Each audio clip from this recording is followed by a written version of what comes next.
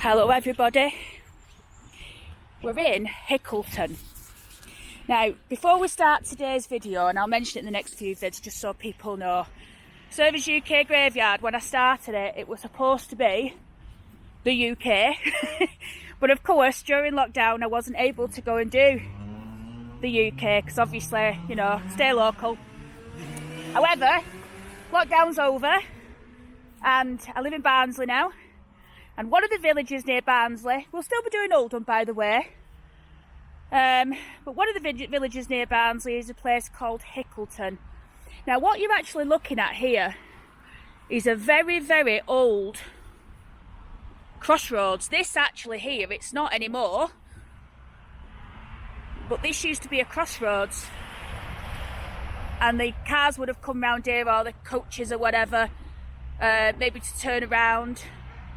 And there's this old thing here. Now, one of the things we're going to discuss in today's video are all the paranormal events that happen around Hickleton, specifically here. At the site of this crossroads, many people have seen a fella on an horse, and he's dressed in a cape, and apparently the horse is up. Loads of people have seen it. Also, there were some people, we're going to go and have a look around the church, which is over there, Hickleton Church. That itself has a lot of spooky stories, and with loads to look at. It's absolutely beautiful, as you can see there in the distance. It's actually just at the side of a place called Hickleton Hall, which we'll see when we go in. We're not allowed to go to the hall though, because it's used as an old folks home now. Anyhow, apparently these people were coming home one night, about 3 o'clock in the morning, they said. And as they approached this this old crossroads, apparently they saw 2 fellas dressed in nightgowns, like, you know them, like Wee Willie Winky, like a white nightie with a white skull cap. One of them was in a wicker wheelchair. They thought they'd come out of the old folks home. Anyway, when these people actually looked at them, the old fellas smiled at them and then just disappeared into thin air. So there's just loads of stuff, that's all the weird stuff that goes on around here. It's absolutely beautiful, this church, but I wanted to show you this lych gate here. I think this is what they were talking about. Now, many years ago, there used to be a family called the Halifaxes that owned the manor, and here at the top of the lych gate, I think it's this, it's got to be this, maybe it's in the church, I don't know. If it is, then you won't be watching this because I'll have to film it again. But apparently the fellow that owned the land displayed 3 skulls. Apparently there were people who were stealing. Look at this bleeding gate here, everyone. Look how beautiful that is. Yeah, they caught some people stealing. Oh, there's a couple of tales actually, I'll tell you both tales. They caught someone stealing, 3 people, so what they did, look, there's the church, look. We're going in. Yeah, they caught 3 people stealing, so they hung them in the town. I'll see if I can find where they used to hang them. And what they did then, they cut their heads off and they displayed them at the top of the gate to warn people that obviously that's what had happened to them if they pulled a fast one. Hey, look, so that's the hall there, but it does say private property, appointment only. So, but it is an old folks home. To live there, you're going to have a bit of money. Right, so we've got above this is into the churchyard now. And there's all these little motifs everywhere. I think this must be the crest of maybe the Halifax family. And we've got this old door. This really old.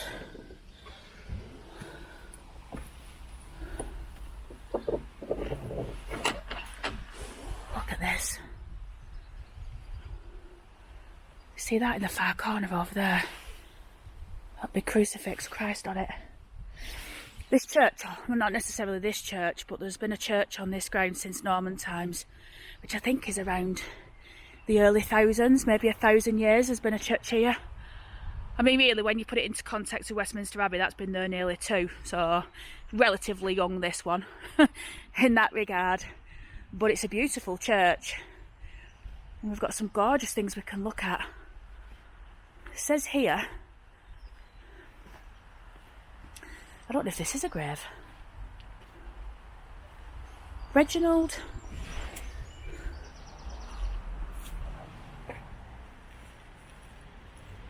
Francis III. I think that says sons. Charles. Pray. Something. I can't read it. I don't know why I can't read it. So that's Viscount. That says Viscount. Oh, I don't know. I can't read it. I wonder if that's the grave. Anyway, let's have a look at this church. Apparently, you can go in and you can go in on a Sunday. Can you see all that beautiful stained glass window there? Yes. Yeah, apparently one of the skulls were stolen years ago. They've got a copy of it now. I don't know where the skulls are. Maybe they're in the church. So we've got the Reverend Valentine Richardson, S.M.A. Richards, Master of Arts, incumbent of this parish. He died on the 12th day of January, 1867. He was only 33. So he must have been the vicar. And then you've got Tabitha West, wife of George West, who died 1st of February. I think that's February.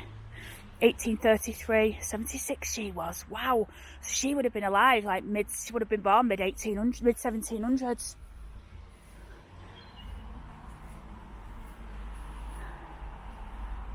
Look, there's all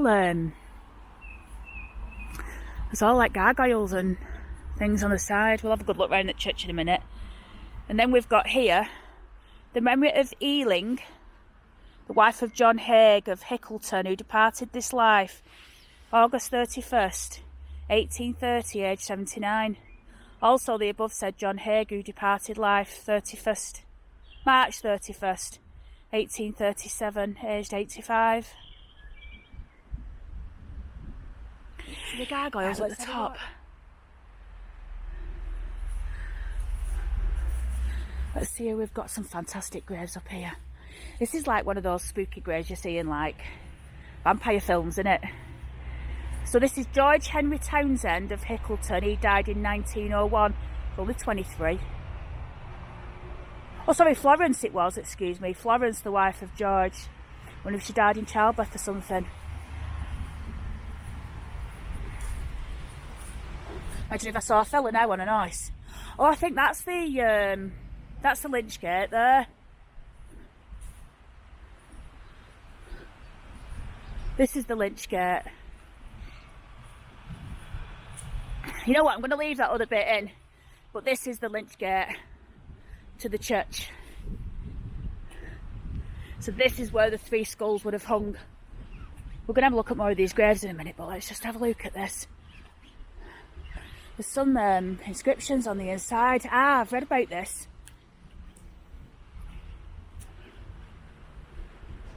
Oh, they're there!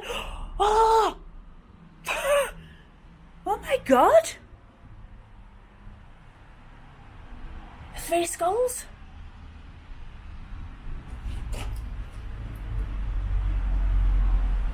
It says something in Latin. Hod me cast tibi. I'll find out what that means. Oh, it frightened me. That's them skulls then. And then today for me, tomorrow for thee. Jesus. I weren't ready for that, everybody. I wasn't ready for the skulls. Oh. I'm not laughing at the skulls, by the way. It just frightened me, that.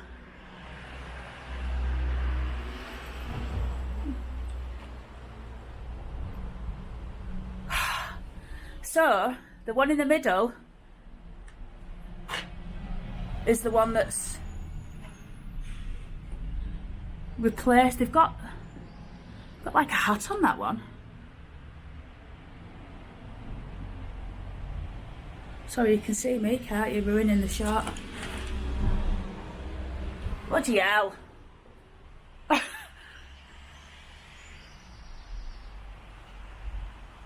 Frightened me, that then. I can't believe they're there.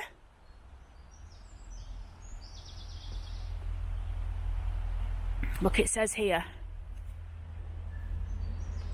The church we see today, mainly from the 1400s.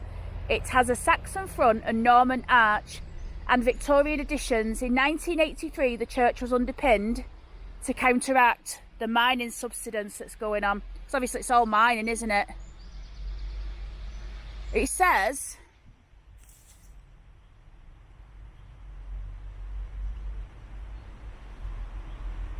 the best known feature of Hickleton heritage are the human skulls in a lynch gate in the churchyard. They are unique in this county. Legends about them: they may have been sheep stealers or highwaymen hanged for their crimes, or punished servant girls, or even evil ancestors of the local gentry. How good's this, everybody, to get out and see something like this? Would you have ever known? The 3 skulls. Right, I'm going to leave them be now. Let's have a look at the rest of the church. So, I think the clock's right. I think it's about 25 to 1 now. Let's go and have a look at this cross.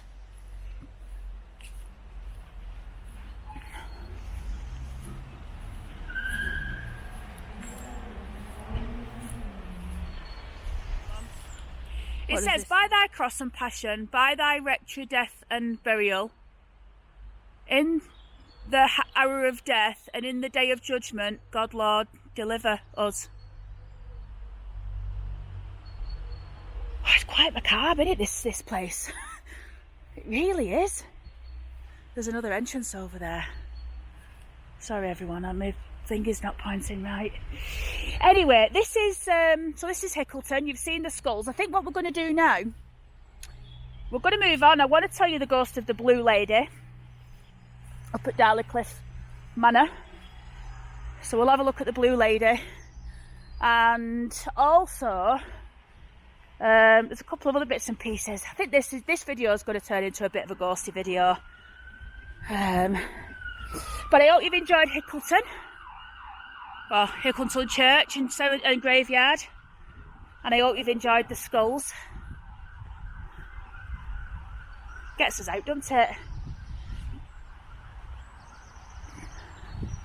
Does it sound beautiful?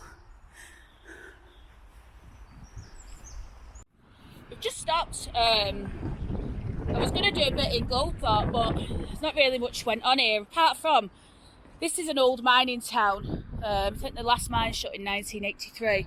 I wanted to show you this building here. It's the Old Gold Thorpe Pub. Now shut down. The sign's gone. It was John Smith's, but I thought we'd have a look around it. Anyway, yeah, in Gold Thorpe they had a mine. Not too sure where the mine was. It's obviously been pulled down now. There's a bit of like an industrial area over here. But anyway, apparently the miners, when they used to go down into that mine, they used to be able to hear, like they could be down there on their own, and they used to be able to hear like people walking around downstairs. Apparently it terrified them. This door is open, but I'm not going in. Cars parked at owner's own risk.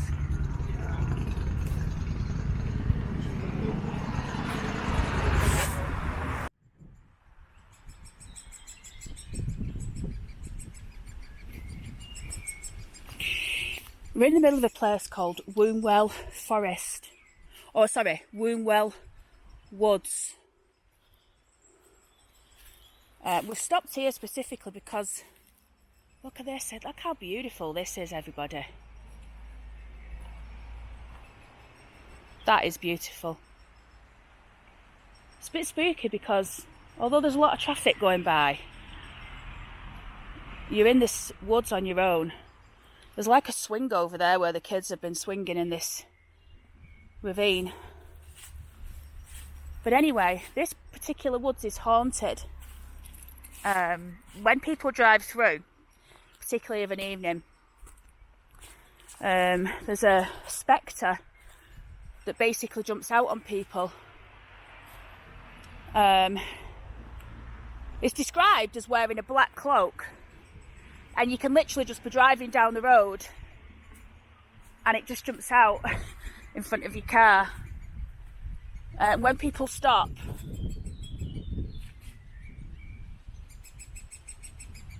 I like the sound that bird's making. Yeah, when people stop to find out who they've hit, they discover that actually there's nobody there. Anybody know what that bloody bird is? Right, we're going to